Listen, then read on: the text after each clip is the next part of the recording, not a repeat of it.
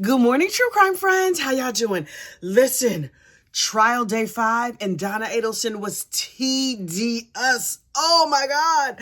I barely survived it. But don't you wear your pretty little hat, honey. I'm here to tell you every single thing. But first, you know what you need to do. Please like this video, subscribe to the channel, and share out this madness that I call a YouTube channel. Me and you, we got to 25,000 subscribers together. Next stop, 30,000 subs. Okay, so day 5 of the trial was the day of wiretaps. Y'all, Charlie Adelson's voice over and over and over all day long on wiretaps. It was painful, I tell you.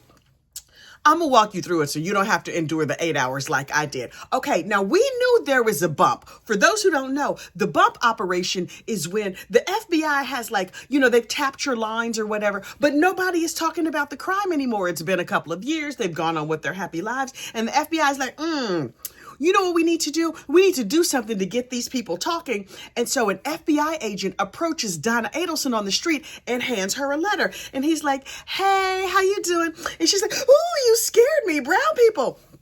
And she was just like, he was like, no, I didn't mean to scare you, Mrs. Adelson. Said her name wrong. I just want you to know that my brother is in prison. And he helped y'all out with that family problem up north. And I know y'all are taking care of Katie and Sigfredo, but you're not taking care of Luis, the other hitman. So and Donna was like, what?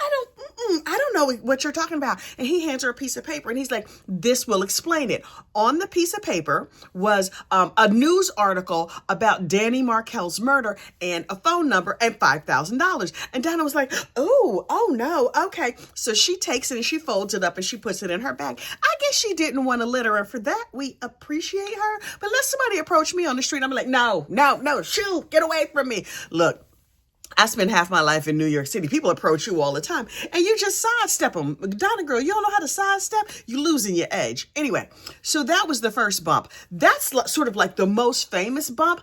I thought there was only one bump. Apparently, there were 4. Who knew? So on the heels of the first bump, Donna goes home, and she's like, hello, Charlie. Some man approached me on the street. Oh my God. We talked about that yesterday when Charlie immediately begins to spin out. Charlie's loquacious. She got a lot to say all the time. I know a little something about that loquacious life. So I was not mad at Charlie at first. And then he would not shut up. Charlie, my man, I know you failed shut up class. Do you need a booster shot? Do you need some pills? You need something to make you shut up. But alas, he did not. And the wiretap people were very, very happy about it. So Donna calls Charlie. Charlie calls Katie. Katie calls Tuto, who is also Sigfredo, her baby's daddy. Now, this is what you need to know about this crime. The communication happened in a train. It always went the same direction. Donna would reach out to Charlie, Charlie to Katie, Katie to Tuto, and then message would go in the reverse. Tuto to Katie, Katie back to Charlie, Charlie back to Donna. Tuto didn't call Donna. It always went in the same order.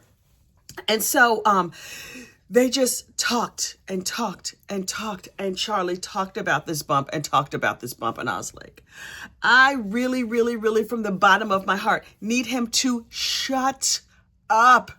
And then the Dolce Vita video was introduced. Okay, so if you know this case, you know the Dolce Vita video is a video that was clandestinely recorded by the FBI of Charlie meeting with Katie in a restaurant called Dolce Vita, right? But Dolce Vita, they didn't go in the back room or bug the table. They had some agent go into the restaurant with a bag or whatever with a recording device in it. But it's a restaurant. There's food noises. There's people talking. There's babies crying. There's pans frying. All kinds of stuff is going on. So in the first couple of trials, this video had so many different things on it, you couldn't tell anything. Over a long period of time, they've refined this video to sort of lower the volume of the background noise and increase the volume of Katie and Charlie having this conversation at Dolce Vita. Problem is, Charlie is a loud talker, which is great for an FBI agent. Katie is a soft talker. Also, Charlie talks a lot. Even the clarified video was still not that clear. So it's just like, oh God, all I'm hearing is like clang, clang, clang, babies crying, pans frying, and Charlie being like, Katie, blah, blah, blah, blah, blah, and mansplaining over and over and over. Because in Charlie's mind, oh, he's Billy Badass. He's a gangster. He knows how these things work. And he's explaining it to Katie. Katie, they can't catch us. If this is probably just the police. If they had any real evidence, we would be at the airport already. Sir, now that comment, we would be at the airport already, is significant because when his mama thought she was about to get pinched, that is exactly where she went, straight to the airport. But Charlie in this video talks and talks and talks and talks. And I'm like, I cannot take it. He won't shut up. Finally, Charlie calms Katie down like, okay, I'm going to need you to find out some more information if you can, but don't really worry about this because we think this might be the cops. After Charlie meets with Katie at Dolce Vita, then he meets with his mom and they huddle together and they talk about, okay, no, I think, I gave Katie the number and she's going to call and she's going to find out what's what. And I was like, Charlie, my man. These nice hip people that you hired, do you think they that reliable? My bro, no. They are not at all. So they just go, Charlie talks and talks and talks to his mama. He meets with her several times or whatever. And then finally, Charlie is like, you know what? Charlie had two theories. This is either somebody extorting them, somebody who knew about like their bad deeds extorting them, or it's the police. But his whole thing is the police need evidence. And if the police had evidence, they wouldn't give us this evidence. All we have to do is not talk. You know what Charlie Adelson is not good at? Not talking. In fact, that's kind of his worst thing. He don't need to talk. He talks too much. He lacks the ability to shut up. So finally, Charlie calls Donna back and is like, Ma, don't worry about it. I talked to Katie. Everything is fine. Truthfully, he talked at Katie a whole lot for a long time. He would not shut up. He's like, Ma, I think everything is going to be fine. I think so. I left it with Katie. She's going to deal with it. So don't you worry about anything at all. Next, we get phone calls between Katie and Sigfredo.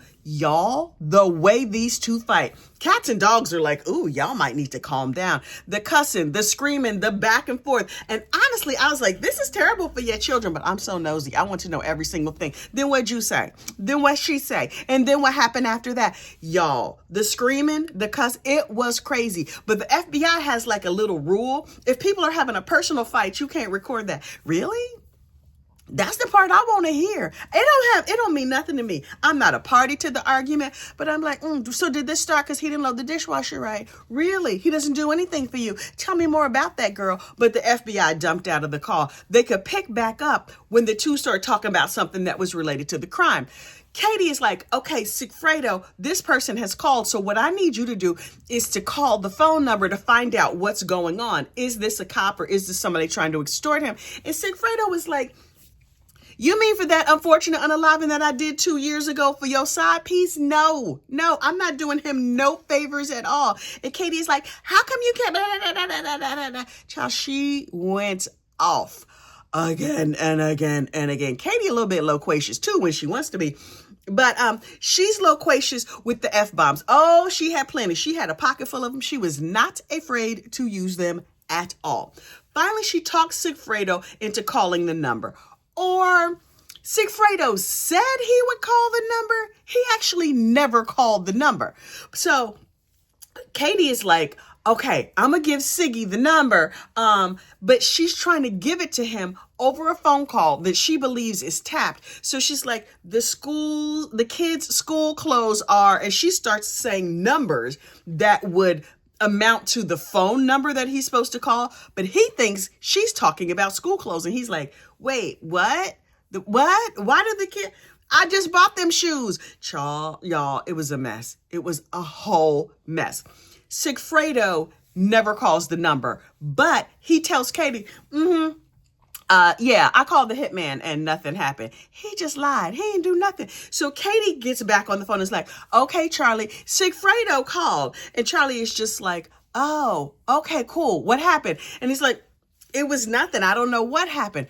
Y'all, the phone calls continue to go back and forth and forth and back. Finally, Charlie decides this is the cops. This is absolutely the cops. I don't think we have anything to worry about. And Charlie's like, I'm going to go sit and have a conversation with Dad so I can explain to him everything that's going on. Now, during all this back and forth on the heels of the first bump, two people were left out of the equation. Harvey Adelson was not told, and Wendy Adelson was not told. And the family, and by the family, I mean the Adelsons, had said over and over on the wiretaps, you know Wendy is nervous. You know Wendy gets upset. We can't tell her. Finally, Charlie decides to tell his dad, so he takes him to a sushi restaurant called Matsuri. Over sushi, they're like, okay, we're going to sit here at the sushi bar. We're going to have a nice conversation about our criminal activities. And some Mama Luke comes and sits next to them and is like, let me just put this giant purse with a mesh bag right up on the counter between us. FBI, y'all couldn't be a little bit more covert than that? And Charlie was like, you see the dude with a merce? That's clearly a recording device. Hello, FBI. The funniest part of that was that Charlie sits down and he looks at his dad and he's like, okay, don't look now, but I think the man next to you with the bag is recording us. And of course, Harvey is like, and looks, Harvey, you're not good at crime either. So they sit there and for their whole meal, they don't say anything. They're just eating their sushi. Charlie's eating and looking and eating and look. He can't stop looking at this bag. And he's just like, okay. So the FBI is like, oh, they might be on to us. It's time for us to bump them again. So they send a letter, which activates this train again. Charlie to Katie, Charlie to his parents, blah, blah, blah, blah, blah. But they just keep reiterating, don't tell Wendy. As long as we don't talk, we're fine. Charlie says while talking a ho-ho lot. These calls continue to go back and forth, and all of them continue to fumble it and fumble it and fumble it. But nobody calls the number. Finally, Charlie says to his mother, because obviously he knows everything, Ma, I think this is the cops because this is not how extortion works. Charlie, what you know about extortion? Have you been extorted before? He's like, yeah, they would normally have on like dark sunglasses and an Abraham Lincoln beard. Y'all, that is a quote. I wish I was making that up. He was like, they would have like, an Abraham Lincoln beard or a baseball cap or something like that. The fact that there was no disguise lets me know that we really don't have anything to worry about. Really, my dude? You're not worried about all this talking you've been doing? What he failed to understand was that him talking about how he doesn't have to worry is exactly what the police needed. The interesting thing about this is that the police thought, okay, we'll do this bump and we'll get a little information. They got a ton of information. All of the co-conspirators revealed themselves through the course of this bump. Bump number 3 happens, and I was just like, y'all, I can't with this. Between the letters and the text messages and the whatever, the train gets activated again, and these people are going back and forth with coded messages. Sometimes the code is understood. Sometimes it's not. The entire time I want to pull my hair out. I was like, if I have to hear Charlie Adelson's voice for one more minute. You know who else shared that sentiment? Apparently, Donna Adelson was sitting there in court like, oh, dear Black Jesus, let this boy shut up. Look, Donna had had enough. Now, in court, Donna is wearing these little headphones that are like an assisted hearing device type thing. But when she doesn't want to hear something, she takes it off. The judge was like, hang on. Hey, Donna, hey, girl, hey, listen, you're going to have to wear them headphones. If you need assisted hearing, then you need to hear. Put them back on. So she puts them on upside down, like it looks like they're on, but they're not really on. Donna complained at the jail that she needed to get her ears specially cleaned because her ear canals were very narrow. I think those ear canals have just retreated from having to hear Charlie Adelson for all these years. The ear canals were like, save us! And they have atrophied trying to get away from Charlie, which, who could blame them? He talks a lot. Again, so do I. It's the least, that's the thing I like least in other people. Also, if somebody else talks a lot, that's less room for me to talk. Anyway, finally, Charlie is like, it's the cops. We don't need to worry about any of this. Nobody tell Wendy. Everything is going to be fine. This is the cops. And then Charlie is like, well, if it's the cops, maybe I will call the number. He's like, boop, boop, boop, boop, boop, boop. Hello, who is this? Now, you know, Charlie all trying to be Billy Badass is just like, who is this? What do you want? Somebody left this number. And the FBI agent was like, who are you and why are you calling? I left this with a lady. Charlie goes on and on trying to be all big and bad. It's ridiculous. Then he gets off the phone and he tells Katie, I called and I totally intimidated the guy and I said this and I said that. Charlie, you a lying sack of sugar and everybody knows it. But he was just like, so I did this and I did that. But it's definitely the cops. He's like, you know what the cops do? They try and like stir the pot and see if things sort of come up. But all we have to do is not talk. Charlie, that's not what your gifts lie. Where your gifts lie. In the shut up department, you have failed every shut up class. You're not taking your shut up pills. Nobody has given you the shut up booster, obviously. Finally, there's bump number 4. That is a text message that comes in the middle of the night. Of course, the same communication train gets activated. And Donna is like, now listen, if this is the police, then I really don't have anything to worry about it. This is what I'm going to do. Donna goes all FBI agent. I'm like, okay, Scooby-Doo, what you going to do?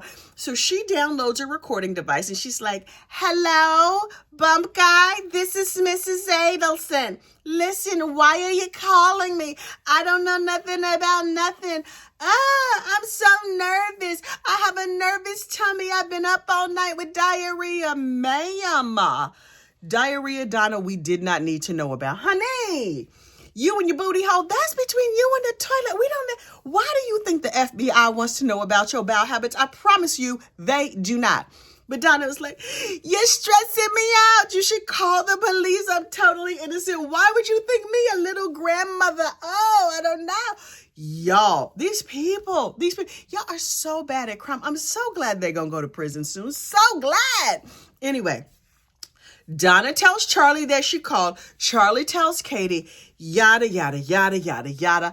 Ultimately, they decide it's the cops and they're not really worried about it, except for they make one little change. Charlie Adelson, from shortly after the murder until the bump happened, had been giving Katie checks every 2 weeks. Now, Katie says it was for her work at the Adelson Institute, but she never showed up there. There were no employment records. None of the employees knew her.